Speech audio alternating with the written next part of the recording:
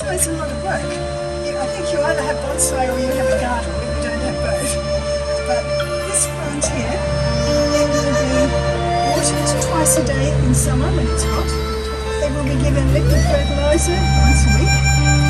Twice a year, it will be taken out of the pot and the roots will be cut because the plant needs new, fresh roots to be able to absorb nutrients, not the old roots. So to keep it healthy, the roots will have to be cut back, and then they will look at the extent of the roots and that.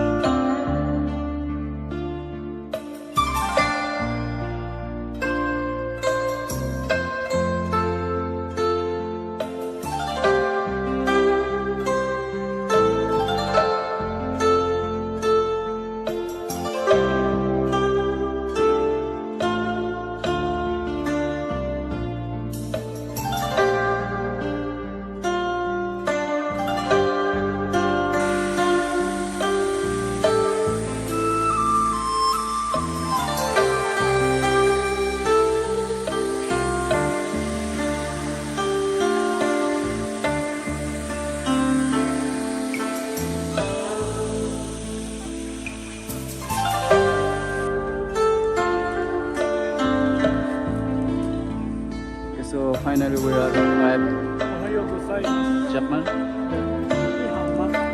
Not Ni Hao, it's Chinese.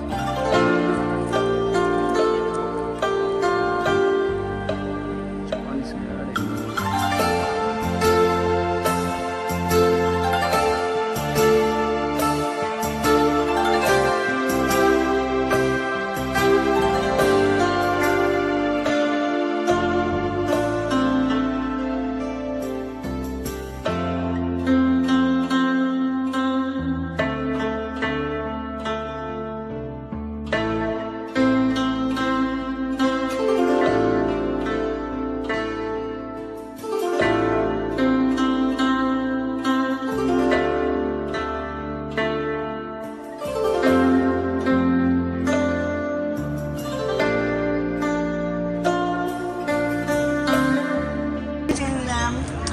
Brisbane a lot. So this plant is organised to have pollination done by a very small white bird. The bird lands on the end here and it opens up and there's all the pollen. The bird puts its beak in to get the nectar. The pollen goes on the chest of the bird and when it flies to the next flower, the pollination occurs. It's a beautiful and they get digested. It's a very clever plant. As you can see, the remains of the flower at the top. So plants, that flower will lead insects for pollination. So it puts a different scent out. So it has one sort of scent to trap insects and a different scent to attract insects just for pollination. Two different chemical compounds. Very clever.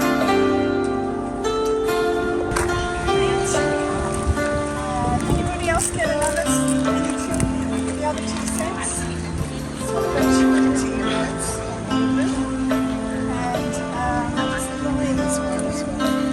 And something totally different. This is the arid zone, and the plants that you see here are from Africa. Big trees. The biggest plant in the world is one of these specimens.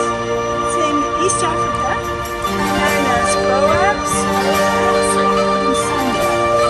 And they store water in the flowers and the leaves can be stored in the trunk of those trees.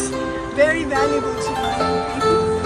They have beautiful flowers and then they get quite a big seed pod. If you look at that one there, you can see a seed pod on it.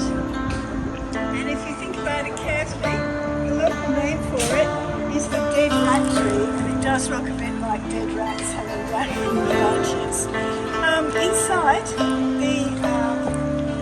Inside the big seed pod is a sort of white, sugary, crystalline substance. And the local people will sell that in markets, and they'll also sell these seeds.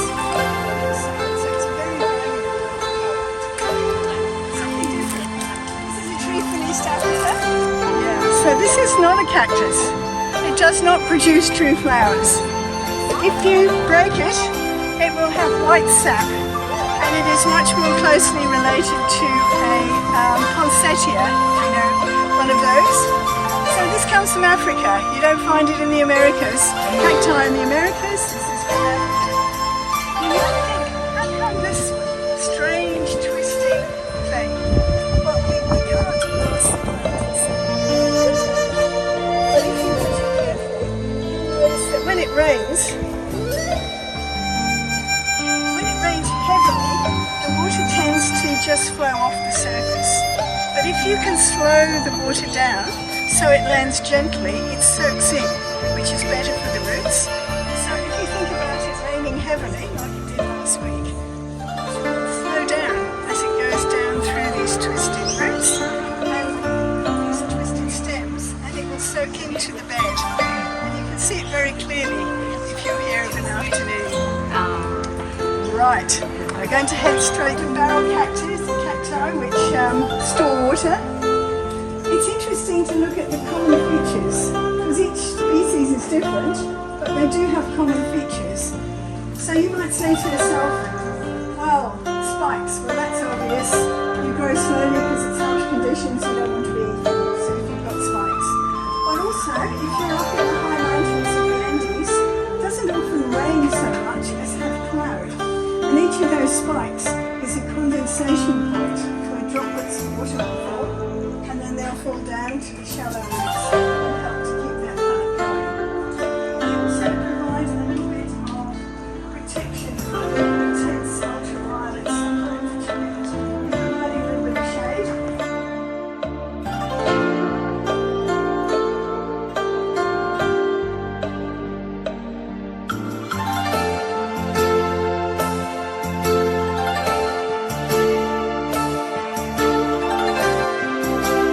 They store their honey just like European bees do.